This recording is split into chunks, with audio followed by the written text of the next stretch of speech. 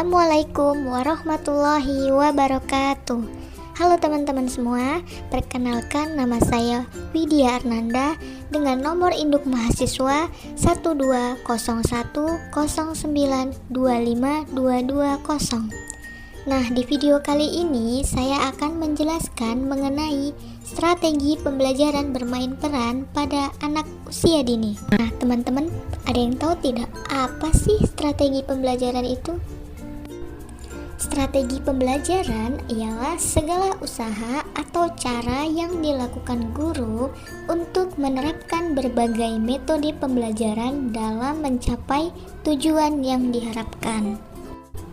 Ada banyak strategi pembelajaran yang dapat digunakan oleh guru. Nah, di sini saya mengambil salah satu strategi, yaitu strategi pembelajaran bermain peran.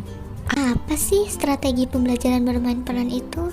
Nah, strategi bermain peran merupakan salah satu alternatif strategi yang dapat ditempuh, yang mana salah satu strategi yang dapat digunakan secara efektif dalam pembelajaran anak usia dini. Nah, dalam hal ini bermain peran diarahkan pada pemecahan masalah-masalah sederhana yang menyangkut hubungan antar manusia, terutama yang menyangkut pada kehidupan anak. Bermain peran juga dapat meningkatkan kemampuan emosional pada anak. Nah, melalui bermain peran juga anak dapat mengungkapkan apa yang anak rasakan tanpa takut, malu, ataupun tekanan dari siapapun. Selama pembelajaran berlangsung, setiap pemeran dapat melatih sikap empati, simpati, rasa benci, marah, senang, dan peran-peran lainnya. Pada pembelajaran bermain peran, pemeran tidak melakukan secara tuntas sampai masalah selesai, dapat dipecahkan. Hal ini karena untuk mengundang rasa penasaran pada anak yang menjadi pengamat agar turut aktif mendiskusikan dan mencari jalan keluar. Dengan demikian, diskusi setelah bermain peran akan berlangsung dan menggairahkan anak dalam pembelajaran. Nah, selanjutnya ada tujuan bermain peran. Apa aja ya tujuan bermain peran? Tujuan bermain peran yang pertama untuk memotivasi anak. Yang kedua, untuk menarik minat dan perhatian yang ada pada anak.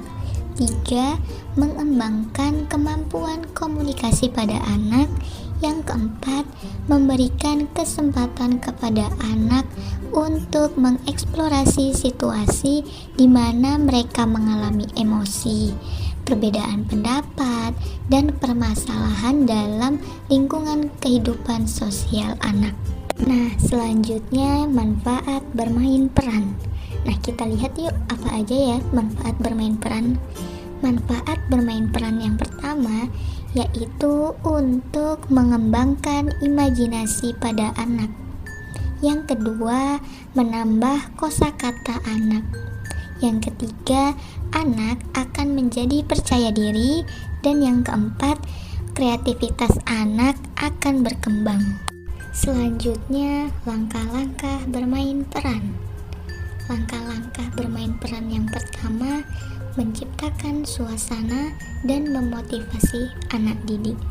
Hal ini dapat dilakukan dengan mengidentifikasi masalah, menjelaskan masalah, menafsirkan cerita, dan mengeksplorasi isu-isu, serta menjelaskan peran yang akan dimainkan. Yang kedua, memilih pemain atau peran. Nah, pada tahap ini, peserta didik dan guru mendeskripsikan berbagai watak atau karakter, apa yang mereka suka, bagaimana mereka merasakan, dan apa yang harus mereka kerjakan. Kemudian peserta didik diberi kesempatan untuk menjadi pemeran. Yang selanjutnya menyusun tahap-tahap peran.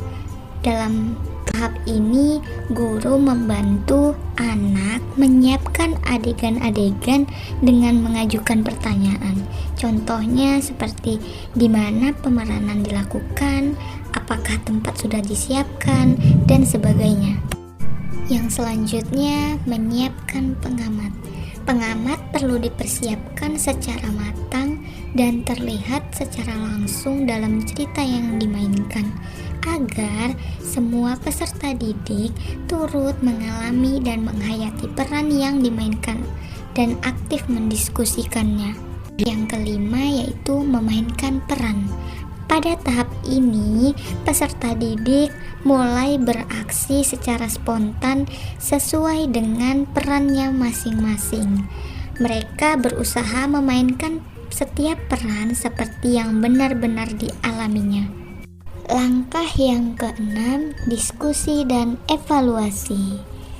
Nah, hal ini dapat dilakukan dengan melontarkan sebuah pertanyaan sehingga anak akan segera terpancing untuk diskusi. Diskusi dapat dimulai mengenai baik tidaknya peran yang dimainkan selanjutnya, mengarah pada analisis terhadap peran yang ditampilkan. Apakah cukup tepat untuk memecahkan masalah yang sedang dihadapi? Langkah selanjutnya, memainkan peran ulang. Pemeranan ulang dapat dilakukan berdasarkan hasil evaluasi dan diskusi mengenai pemeranan. Selanjutnya, diskusi dan evaluasi tahap 2. Diskusi dan evaluasi pada tahap ini sama seperti pada tahap ke-6, hanya dimaksudkan untuk menganalisis hasil peranan ulang dan pemecahan masalah. Langkah yang terakhir, membagi pengalaman dan penarikan kesimpulan. Nah, pada tahap ini tidak harus menghasilkan generalisasi secara langsung, karena tujuan utama bermain peran adalah membantu peserta didik untuk memperoleh pengalaman-pengalaman berharga dalam hidupnya melalui kegiatan interaksional dengan teman-temannya. Peran guru dalam bermain peran. Yang pertama, guru sebagai perencana. Guru harus membuat rencana pelaksanaan pembelajaran atau RPP yang diintegrasikan dalam setiap permainan.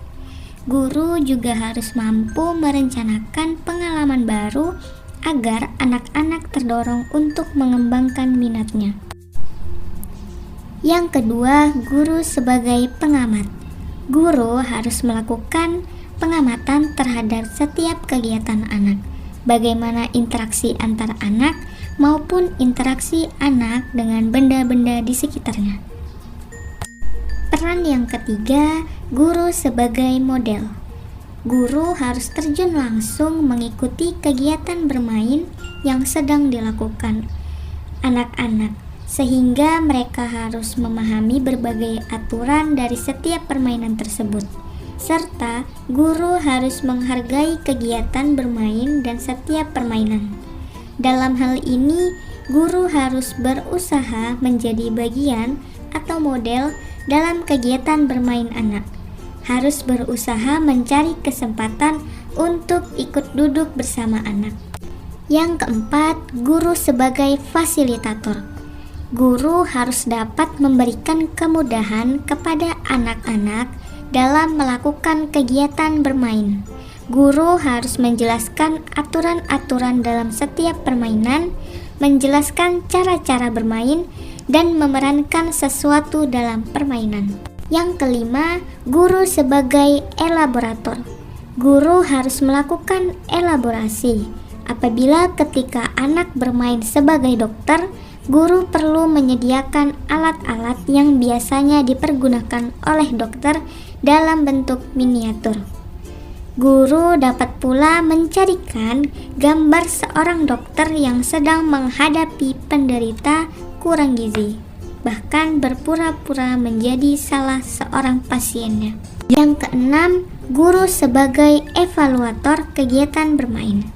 Guru bertugas mengamati dan melakukan penilaian terhadap kegiatan bermain yang dilakukan anak-anak sehingga dapat memenuhi kebutuhan mereka masing-masing. Melalui kegiatan bermain, anak harus dapat belajar sesuatu sesuai dengan standar kompetensi dan kompetensi dasar dalam setiap bidang pengembangan. Adapun kekurangan dalam bermain peran. Yang pertama, sebagian anak yang tidak ikut bermain menjadi kurang aktif. Kedua, banyak memakan waktu. Ketiga, memerlukan tempat yang luas. Selain kekurangan, ada juga kelebihan bermain peran. Yang pertama, melibatkan seluruh anak dapat berpartisipasi, mempunyai kesempatan untuk memajukan kemampuannya dalam bekerja sama. Kedua, anak bebas mengambil keputusan dan berekspresi secara utuh.